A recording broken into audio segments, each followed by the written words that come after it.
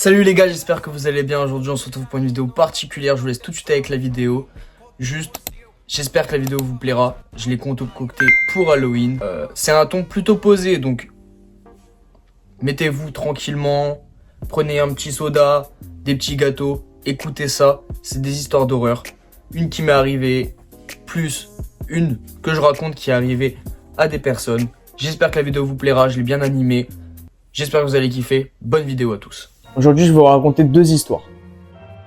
Deux histoires d'horreur. Une qui m'est arrivée et une autre sur une maison très particulière. Je vais commencer par mon histoire qui m'est arrivée.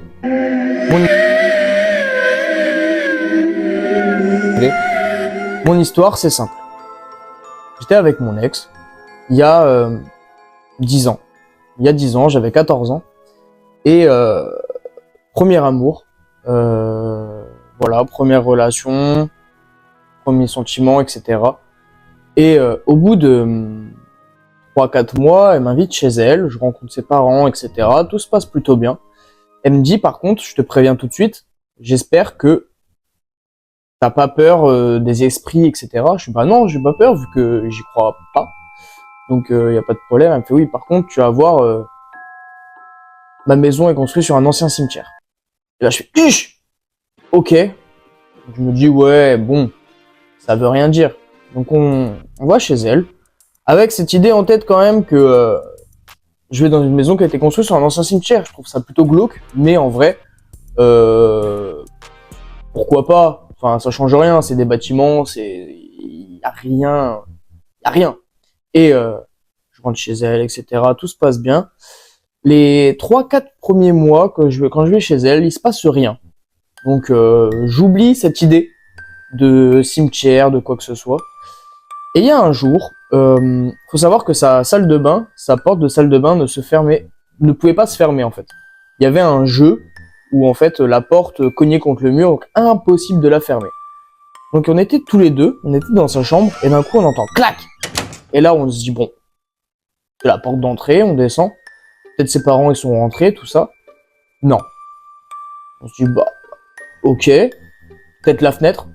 Les fenêtres sont fermées. Ok. Bon. On passe à autre chose, on remonte là-haut. Et ses parents arrivent. Qui c'est qui a fermé la porte? Qui? On entend que ça crie, etc. Donc on descend. Et ils nous disent vous avez fermé la porte de la salle de bain, mais comment vous avez fait, etc. Vous avez dû broyer le mur, tout ça. Nous, on est en mode mais on n'a rien fait. Justement, on a entendu un clac. Et en fait, la porte s'était fermée. Bon, explicable à 100 000%. Je suis d'accord avec vous, ça veut rien dire. Mais c'est pas tout. Et là, on va rentrer dans les trucs qui font vraiment flipper. Il y a un autre jour où ses parents disent on part, fermé à clé, il devait partir la nuit. Donc on dit ok, vous laissez les clés sur la porte, etc. Quand on doit rentrer, on sonnera. Ok. Et il faut savoir qu'elle avait un frère et une sœur, enfin elle les a toujours d'ailleurs. Mais on se dit ok, on est tous les 4, on se fait une petite soirée Wii, tout ça, donc on joue à la Wii et tout. Et arrivé vers 22h, donc on couche ses frères et sœurs qui étaient beaucoup plus petits. Et au moment où on les met couchés, on entend la porte qui s'ouvre en bas. La porte d'entrée. On entend les clés qui se posent, etc. Tout de suite, on court en bas. On comprend pas. On a peur même. On court. Et on voit les clés sur le plan de travail. La porte grande ouverte. Et c'est littéralement impossible. Faut que ce soit de l'intérieur. Quand les clés sont sur une serrure, tu peux pas ouvrir de l'extérieur s'il y a les clés. Alors là, on se dit, il y a quelqu'un dans la maison. Ou il y avait quelqu'un dans la maison. C'est pas possible. Et on n'a jamais eu de réponse. On a appelé ses parents, etc. On était en stress. Ils sont revenus de je sais pas où pour venir. Évidemment, ils ont rien vu. Mais ils nous ont cru. Évidemment. Sinon, on leur a jamais dit de revenir si ça s'était pas vraiment arrivé. Et la dernière anecdote qui m'est arrivée dans cette maison. Je suis parti 2 semaines en Espagne avec sa famille. Cool. Ouais. C'était plutôt pas mal. Et à Dénia, exactement. Et le soir, où on part en vacances, je dors chez elle. Donc pour vous expliquer, en fait, en bas il y a la chambre de ses parents et de sa petite sœur, et en haut il y a un palier où la chambre à droite c'est sa chambre, et la chambre à gauche c'est celle de son petit frère. Mon petit frère qui a, cet âge-là, il devait avoir 8 ans à peu près. Donc on va se coucher, etc. Et au bout d'un moment, j'entends un jouet dans sa chambre, son petit frère. Alors j'y vais, tout ça, j'éteins le jouet, je fais. Par contre, c'est l'heure de dormir, alors maintenant, t'arrêtes de jouer. Pas de réponse, je me dis ouais, il doit faire le malin. Je retourne dans la chambre. Donc là, je retourne dans la chambre, etc. Je retourne dans la chambre, et au moment où je ferme la porte de la chambre de ma copine, enfin de mon ex, je rentends le jouet. Et là, je me dis, mais il se fout de moi. Alors j'y retourne, et là, je vois le jouet qui est encore allumé. Vous savez, c'est les jouets, c'est une espèce de boule où il y a plusieurs boutons de plusieurs couleurs et ça s'allume dans toute la chambre. Et je vois le petit frère qui n'a pas bougé. Mais les plis de la couette étaient exactement pareils. Il n'a pas bougé. Je me dis, ok, c'est peut-être le jouet qui déconne. J'ai peut-être accablé trop vite le petit, tu vois. Du coup, j'enlève les piles. J'enlève les piles du jouet et je le prends avec moi. Comme ça, je me dis, bon, au moins là, il n'y a plus de problème. Donc là, le jouet n'a plus de piles et le jouet est dans la chambre de ma copine. Je pose le jouet. Je vais dans le lit et le jouet redémarre. Je vous assure que c'est 100% vrai. Je comprends toujours pas, 10 ans plus tard, comment c'est possible. Je me revois avoir les 3 piles, les AA là, les mettre sur le meuble. Le jouet n'a plus aucune pile. Et je le vois, il s'allume. Je suis là, je suis en mode, mais qu'est-ce que je vis? J'ai réveillé ma copine, etc. Je lui ai expliqué. Et elle m'a rassuré, elle m'a dit, je t'avais dit que dans cette maison, il se passait des choses bizarres et c'est comme ça tous les jours. Ish. Voilà. Première anecdote. C'était mon anecdote. Maintenant, je vais vous raconter l'anecdote de Julien et Marine. Julien et Marine, c'est un couple d'Américains. C'est un couple d'Américains très heureux. Et ils avaient 25 ans, environ, 24 et 25 ans. Et ils décident d'acheter une maison. Et du coup, vous savez, pour ceux qui ont déjà acheté, c'est une galère. Tu cherches la maison la plus grande, il faut minimum 3 chambres parce que tu veux 2 enfants, tu veux un jardin, mais pas trop de jardin, faut que ce soit bien placé, etc. Et les prix augmentent plus t'as des critères. Chacun a ses critères. Et eux voulaient simplement une belle maison, sans travaux, et pas loin de Springfield. Ils cherchent. Ils plafonnaient aux alentours des 250, 300 000 $, mais beaucoup trop cher par rapport à leur budget. Et un jour, ils tombent sur une agence de maison où en fait les frais de notaire étaient offerts. Donc ils gagnaient déjà peut-être 15-20 000 $ sur leur maison à l'achat. Et ils y vont. Et là ils trouvent la maison parfaite. Une maison sur 2 étages, 4 chambres, un salon de 60 mètres carrés, une belle cuisine américaine comme dans les films, pas de travaux à faire, mais par contre 2000 mètres carrés de jardin. Énorme. Et ils étaient pas trop pour. Mais bon, la maison est à 175 000 $. C'est incroyable. C'est exactement ce qu'il leur fallait. Isolation, c'est bien, tout est fait pour emménager dedans. Et c'est dans leur budget. Frais de notaire. Alors ils se disent, ok, bon bah, vous savez quoi, on l'achète.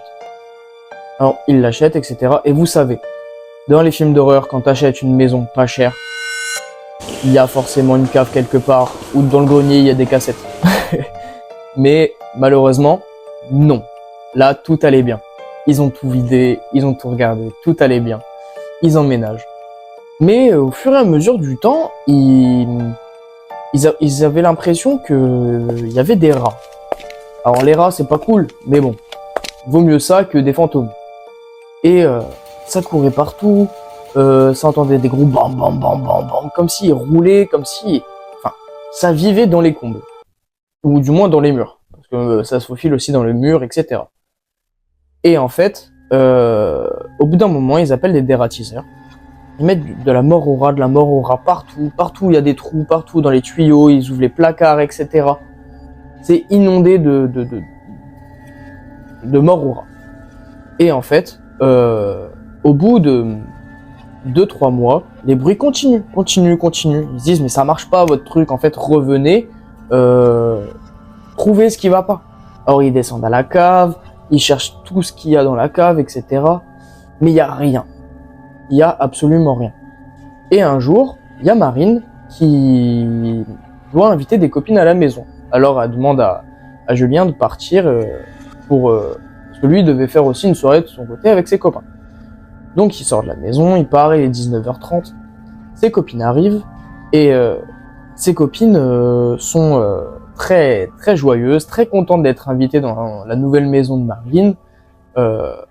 Ils font une petite soirée, pyjama, etc. Tout se passe bien. Jusqu'au moment où il y a l'une des copines qui va dans la salle de bain et qui se sent observée. Et elle dit, Marine, tu peux venir, je me sens pas bien, etc. Il y a quelque chose qui va pas dans cette salle de bain. Et cette fameuse copine ressentait les esprits. Elle ressentait les esprits de naissance. Elle a toujours ressenti quand il y avait quelque chose qui allait pas. Elle disait, là, il y a quelque chose qui va pas, je me sens pas bien. Et elle est là, elle s'appuie sur la glace. Elle s'appuie sur la glace comme ça, les deux mains. Et elle baisse la tête. Et au moment où elle relève la tête, elle regarde ses doigts sur la glace. Et il n'y a pas d'épaisseur. Il n'y a pas d'épaisseur sur la glace. Regarde Marine. Elle regarde la glace. Elle se regarde droit dans les yeux. Et elle part. Et ça s'arrête là. Sa copine dit à Marine, viens avec nous dans le salon, etc. D'un coup, plus un bruit.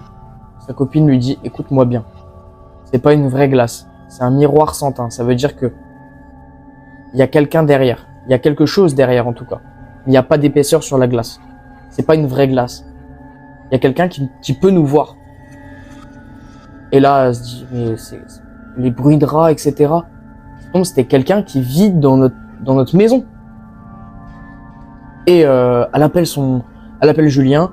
Julien rapplique avec tous ses copains et décide simplement de passer par cette glace. Ils enlèvent la glace et là ils voient un trou énorme, une pièce de la maison mais de 70-80 mètres carrés, tout noir, pas de lumière, rien, de la terre partout, une grotte, comme une grotte. Ils rentrent dedans et en fait ils font le tour. Ils font le tour de toute la maison et ils se rendent compte qu'en fait leur maison de 100 mètres carrés, en vérité, a fait 200 mètres carrés. Et que tout autour de la maison, il y a des passages, des maisons, enfin il y a des habitations, ils tombent sur des chambres, ils tombent surtout nez à nez avec une famille. Une famille de 4 hommes. 2 hommes et 2 enfants de 14 et 8 ans. Et à ce moment-là, ils comprennent tout de suite qu'il y a quelque chose qui cloche. Ils appellent l'agence, ils appellent la police, ils appellent tout le monde. Et ils leur expliquent. Et en fait, les 2 hommes retenaient en otage les 2 enfants. Voilà. C'était la fin de l'histoire. Vérifiez vos miroirs. J'espère que cette vidéo vous aura plu. Si la vidéo vous a plu, n'hésitez pas à lâcher un pouce bleu, à vous abonner, ça donnera de la force. Et on se retrouve sur une chaîne d'un youtubeur dans quelques semaines. Je vous en dis plus dans quelques semaines. Bisous!